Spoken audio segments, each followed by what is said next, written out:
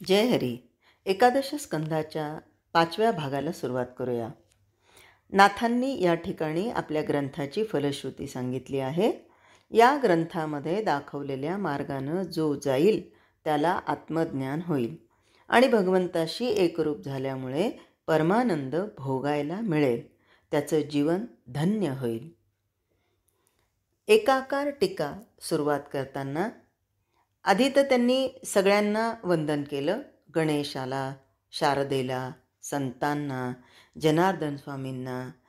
आणि आता शेवटी ते म्हणतात की आमची कुलदेवता रेणुका देवी, तसंच ज्यांच्या गोत्रात मी जन्मलो ते विश्वामित्र ऋषी आणि माझ्या गुरूंचे सद्गुरू श्री दत्तात्रय यांना मी वंदन करतो. ही ग्रंथरचना करण्यास दत्तात्रयानं मला प्रवृत्त केलं. तेच मला योग्य शब्द दाखवून देतात, नवीन अर्थ मनात भरून देतात आणि वक्तेपणा देऊन माझ्याकडून विषयाचं प्रतिपादन करवून घेतात. एकादश स्कंधावर टीकाग्रंथ लिहिण्यास आरंभ करण्यापूर्वी मी दशमस्कंधाचा अभ्यास केला असं नाथ महाराज म्हणतात. त्यावर पूर्ण विचार करून एकादशीला हा ग्रंथ लिहिण्यास आरंभ केला. एकादश स्कंधावर एकादशीला एकनाथ टीकाग्रंथ लिहितात, म्हणून त्या ग्रंथातून एकपणाचा आनंद खास निर्माण होईल. भक्तगणांनो, योगायोगाने आपल्यालाही सद्गुरूंनी प्रेरणा दिली ती या एकादशीच्या दिवशीच, आणि आपणही या ग्रंथाच्या अभ्यासाला सुरुवात केली ती एकादशीच्या दिवशीच. इथे प्रस्तावना संपली. या ग्रंथामध्ये जे काही उणं आढळेल, जी काही चूक होईल वाचताना सांगताना, तर ती आपण पूर्ण करून घ्यावी आणि स्वानुभवी पुरुषांना ते मान्य होईल, भक्तगणांना हे मान्य होईल. आपणा सगळ्या संतांच्या चरणी माझी पुन्हा पुन्हा प्रार्थना आहे. परत एकनाथी भागवताकडे वळूया. समाधान आणि आनंद मिळवणं हे माणसाचं खरं काम आहे. समाधान कसं मिळवावं हे फक्त संतच सांगू शकतात आणि ते सांगतातही. ते अत्यंत आदरानं आणि मनापासून आपण ऐकावं. ते ऐकून मग त्याप्रमाणे वागण्याचा अभ्यास करावा. आणि अभ्यास हा फक्त आणि फक्त मनाचा आहे. एकादश स्कंधाचा विषय हा असा की त्यामध्ये एकच सांगितलेलं आहे, मोक्षाचं लक्षण. पण तत्पूर्वी 10व्या स्कंधामध्ये समग्र श्रीकृष्ण चरित्र वर्णन केलं. आता 11व्यामध्ये स्वतः श्रीकृष्ण मोक्षाचं लक्षण सांगतात. खरा मी कोण आहे याचं ज्ञान होणं म्हणजे आत्मज्ञान होय. आत्मज्ञान झाल्यावर जीव परमात्मस्वरूप बनतो. या अवस्थेला मुक्ती असं म्हणतात. मुक्त पुरुष जे दिव्य जीवन जगतात त्याचं थोडक्यात वर्णन या स्कंधात केलं आहे. प्रथम हे ज्ञान श्रीकृष्णांनी उद्धवाला सांगितलं. उद्धवावर त्यांचं विशेष प्रेम होतं, म्हणून अनेक प्रकारचे दृष्टांत देऊन आणि विषय सोपा करून तसंच अधिक सविस्तर विस्तार करून त्यांनी त्याला हे समजून दिलेलं. नंतर तेच ज्ञान शुकाचार्यांनी परीक्षितीला सांगितलं. या दोघांचाही अधिकार फार फार मोठा होता. मोक्षज्ञान सांगणारे शुकाचार्य योग्यांचे मुकुटमणी, तर ते ज्ञान ऐकणारा राजा परीक्षिती हा श्रोत्यांचा सम्राट. शुकाचार्यांचं सांगणं अगदी मनापासून ऐकल्यानं परीक्षिती लगेच अर्थरूप झाला आणि पाहता पाहता मुक्तदशेला पोहोचला.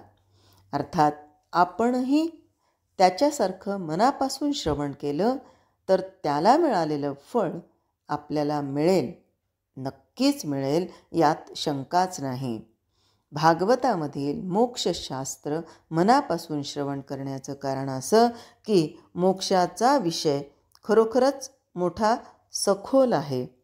आपलं चित्त त्याच्यावर स्थिर होण्यास अवघड आहे.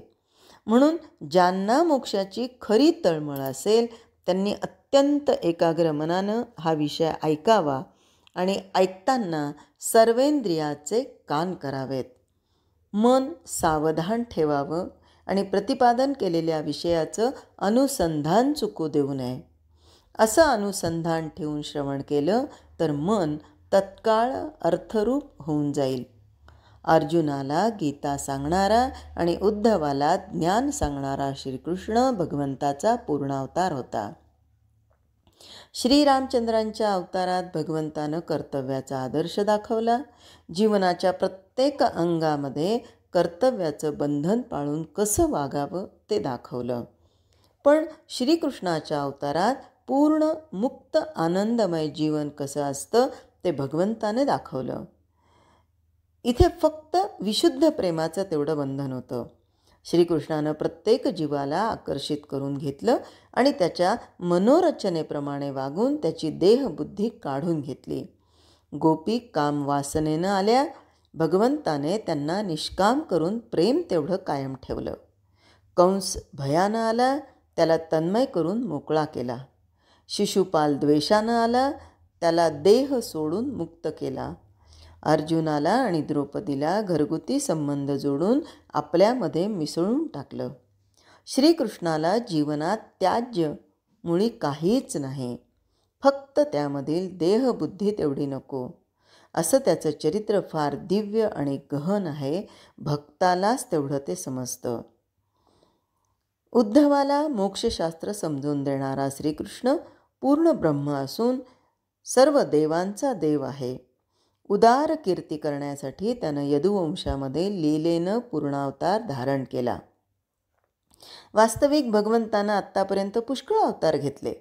त्यापैकी प्रत्येक अवतारामध्ये त्यानं अनेक प्रकारच्या लीला केल्या, परंतु कृष्ण रूपानं जो अवतार झाला त्याचं वैशिष्ट्य काही वेगळंच आहे. चांगल्या ज्ञानी पुरुषांना देखील कृष्णावताराचं रहस्य आकलन होत नाही. शुकाचार्यांसारख्या वैराग्य संपन्न महाज्ञानी पुरुषाला ज्यानं वेड लावलं ते श्रीकृष्ण चरित्र मोठं दिव्य, अतिगहन आणि परम पावन आहे. श्रीकृष्णांचं चरित्र म्हणजे आत्मज्ञानाचा संपूर्ण विलास होय. देहबुद्धीमध्ये वावरणाऱ्या असंख्य जीवांना श्रीकृष्णानं आपल्याकडे खेचून घेतलं आणि त्यांचं सार्थक केलं. देहबुद्धीचा व्यवहार, विशेषतः मानवी जीवनातील व्यवहार भेदानं भरलेला असतो. कसा तर शत्रू मित्र, उच्च नीच, योग्य अयोग्य, धर्म अधर्म, नीती अनीती, खरं खोटं, सदाचार व्यभिचार, माझं तुझं, ज्ञान अज्ञान, प्रेम द्वेष, सज्जन दूषण. अरे अरे अरे किती सांगायचं. यामध्ये अनेक गोष्टी आहेत. मानवी जीवनातील भेद देहबुद्धीच्या भूमिकेवर खरेच असतात, परंतु जीवांचं आत्मकल्याण करण्यासाठी श्रीकृष्णानं जेव्हा त्यांना आपल्याकडे ओढून घेतलं तेव्हा प्रत्येक जीवाच्या मनोरचनेप्रमाणे आणि परिस्थितीप्रमाणे योग्य ते साधन वापरलं.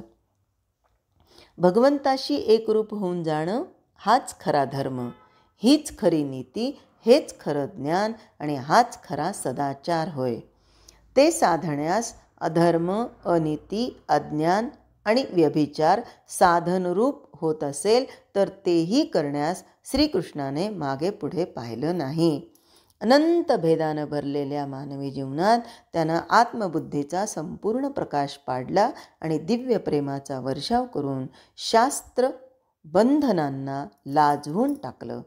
ही दृष्टी ठेवून त्याचं चरित्र पाहिलं तर असं दिसेल की श्रीकृष्णाने अधर्माने धर्म वाढवला, अकर्माने कर्म तारलं आणि अनेमाला नेम बनवलं.